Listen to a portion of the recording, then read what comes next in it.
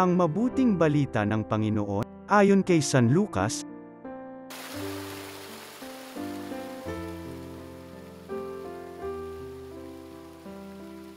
Minsan, nananalangin si Jesus. Pagkatapos niya, sinabi ng isa sa kanyang mga alagad, "Panginoon, turuan po ninyo kaming manalangin, katulad ng ginawa ni Juan sa kanyang mga alagad." Sinabi ni Jesus, "Kung kayo'y mananalangin, ganito ang sabihin ninyo: Ama, sambahin nawa ang pangalan mo. Magsimula na sana ang iyong paghahari. Bigyan mo kami ng aming makakain sa araw-araw.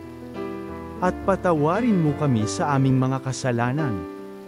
Sapagkat pinatatawad namin ang bawat nagkasala sa amin. At huwag mo kaming iharap sa mahigpit na pagsubok." Ang mabuting balita ng Panginoon.